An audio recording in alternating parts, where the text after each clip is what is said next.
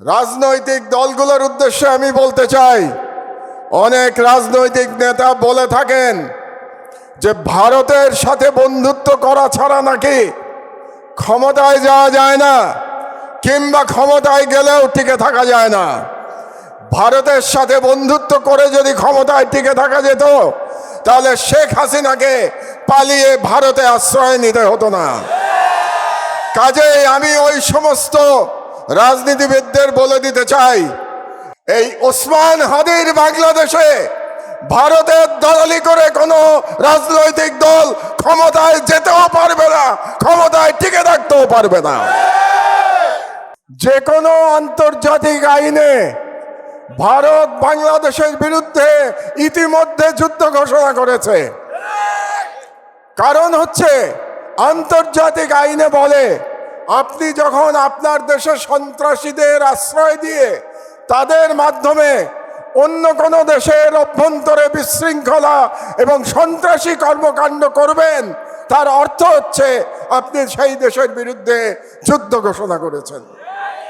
কাজেই আমি সরকারের প্রতি আহ্বান জানাচ্ছি, আপনারা অনতিবিলম্বে জাতিসংঘে ভারতের বিরুদ্ধে নালিশ উত্থাপন করুন যে ভারত বাংলাদেশের বিরুদ্ধে অঘোষিত যুদ্ধ ঘোষণা করেছে, এবং এর বিরুদ্ধে জাতিসংঘের সাধারণ পরিষদ এবং সিকিউরিটি কাউন্সিলে আমাদের অনতিবিলম্বে যেতে হবে।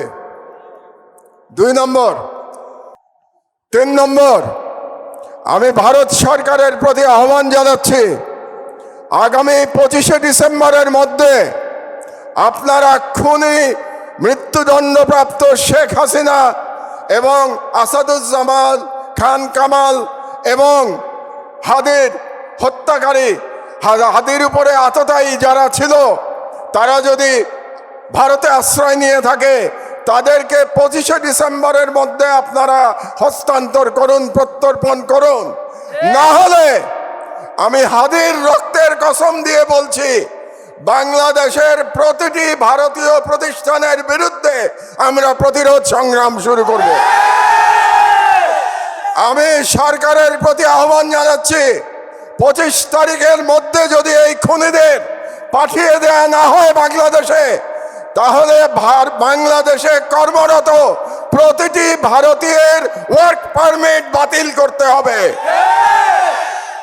আর আমি জনগণের উদ্দেশ্যে বলতে চাই, এই অথর্ব স্বরাষ্ট্র মন্ত্রণালয় দিয়ে আমাদের নিরাপত্তা পাওয়া যাবে না।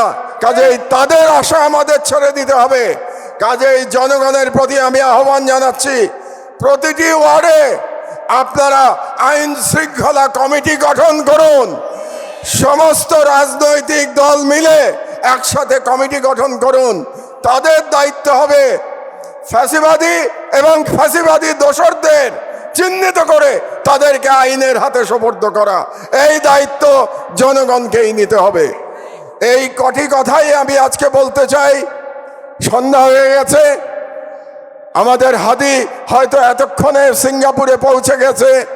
আমি মহান আল্লাহ তাআলার কাছে করজোরে মিনতি জানাচ্ছি, ফরিয়াদ করছি, আমাদের হাদিকে আল্লাহ আমাদের মাঝে আপনায় ফিরিয়ে দিন, এবং হাদির সুস্থতা কামনা করে আমার বক্তব্য শেষ করছি। তবে আরেকটি কাজ বাকি আছে।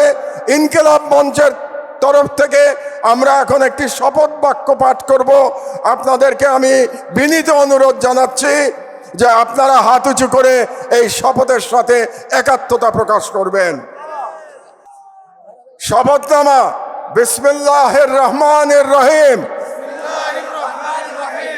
আমরা আজ এই সর্বদলীয় প্রতিরোধ সমাবেশ থেকে মহান সৃষ্টিকর্তার নামে শপথ করছি যে জুলাইয়ের গণ আকাঙ্ক্ষার পক্ষে বাংলাদেশের স্বাধীনতা ও সার্বভৌমত্বের প্রশ্নে আমরা সকল দলমত নির্বিশেষে ঐক্যবদ্ধ থাকব। দেশের গণতন্ত্র, মানুষের অধিকার ও জাতীয় স্বার্থের বিরুদ্ধে যে কোনো দমনমূলক ফ্যাসিবাদী ও পরাধীনতামূলক রাজনীতির বিরুদ্ধে প্রতিরোধ গড়ে তুলব এবং ভারতীয় আধিপত্যের তাবেদার জনবিরোধী ও রাষ্ট্রের স্বার্থ বিরোধী শক্তি গুম খুন ও গণহত্যাকারীদের দল ভারতের মদস্পুষ্ট আওয়ামী লীগ তাদের সহযোগী তাদের পক্ষে বয়ান উৎপাদনকারী কালচারাল ফ্যাসিস্ট কাউকে এই বাংলাদেশে অপরাজনীতি করতে দেব না এবং তাদেরকে রাজনীতিতে প্রাসঙ্গিক করতে আমরা কখনই সহযোগিতা করব না। আইনের শাসন, জনতার ক্ষমতা এবং একটি স্বাধীন সার্বভৌম বাংলাদেশের প্রশ্নে আমরা আপোষহীন থাকব। এই মর্মে আমরা আজ শপথ গ্রহণ করলাম। ইনকিলাব জিন্দাবাদ। আল্লাহ আপনাদের হেফাজত করুন।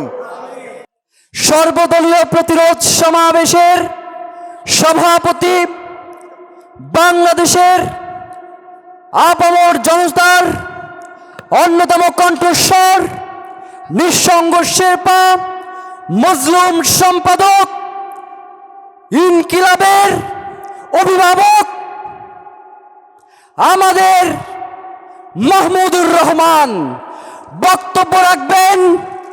আজকের অনুষ্ঠানের সভাপতি মাহমুদুর রহমান। তার আগে একটু বলি, আমাদের আজকের এই প্রোগ্রামের সাথে বাংলাদেশ জাতীয়তাবাদী দল বিএনপি সংহতি জ্ঞাপন করেছেন এবং তারা বলেছেন যে কোনো আন্দোলনে তারা আমাদের পাশে রয়েছেন। বক্তব্য রাখার জন্য অনুরোধ করছি মাহমুদুর রহমানকে। বিপ্লবী বন্ধুরা, আসসালামু আলাইকুম। আমি দু তিনটি কথা সংক্ষেপে আপনাদেরকে বলতে চাই। প্রথম কথা হচ্ছে,